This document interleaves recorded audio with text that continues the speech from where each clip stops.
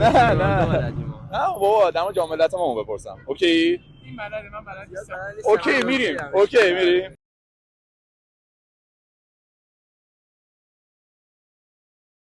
من آرمان آرمش. ایلیا محمدی. خوبی ردیفین؟ خب به نظرتون بیشترین قهرمانی تو جام ملت آسیا کی داره؟ آسیا بین کشورها دیگه. آره نه بین من یا ژاپن داره یا عراق. ژاپنه. بعدی کیه؟ به نظر من بعدش میتونه روسیه باشه که فکر نکنم آسیا باشه. همون ایران. درسته. با چند تا قهرمانی؟ فکر کنم 3 تا. ژاپن چند تا؟ ژاپن بیشتر از 3 تا. آره چند تا؟ 5 تا. 4 تا. آره بعد رتبه با کیه؟ ایرانه. دوم مشترکه. نه عراق نی؟ چین نه چین نمیدونم یا من دقیقاً. پس میشه قاعدتا کویت نه چیز قطر. نه قطر تازه اومده بالا. فکر کنم امارات. نه میتونم راهنمایی کنم. همون عربی کشور عربی. خیلی کشور خفنه یه دوره. عراق یه عراق دبی که تیم نداره. النصر نه نمیدونم. خب النصر کدوم کشوره؟ النصر تیم ملی نیست. نه تو کدوم؟ آفرین عربستان دیگه. چند تا قهرمانی میشه؟ 3 تا دیگه. بعد اینا کیه؟ سومی. بعد اینا عراق. نه نمیدونم. نه واسه خیلی ساده است. اطلاعاتمون بالاست دیگه. راهنمایی کنم؟ بگو آره. سون اون چیه وایسا اونو میدونم. بابا بازیکنه دیگه. آره. توی چیه؟ اون کجاییه؟ نه وایسا فکر کنم هیچی نمیدونی. سون بوچان نژاد هم بهش گل زده. بوچان نژاد نگاه میکنم من نگاه نمیکنم. من نگاه نمیکنم. گل سعود به جام جهانی.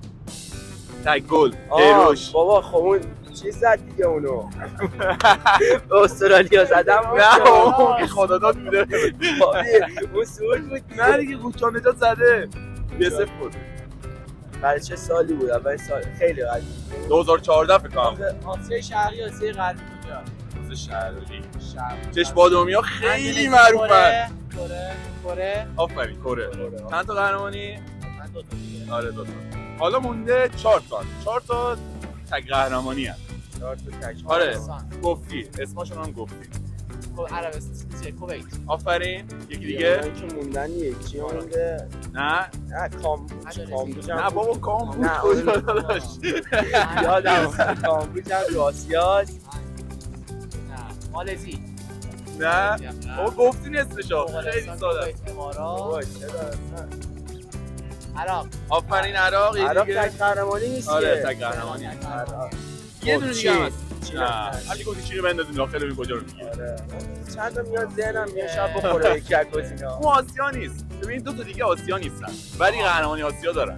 آسیایی اسم میشن. فرانسه نی؟ آره با پایین قاره آسیاست.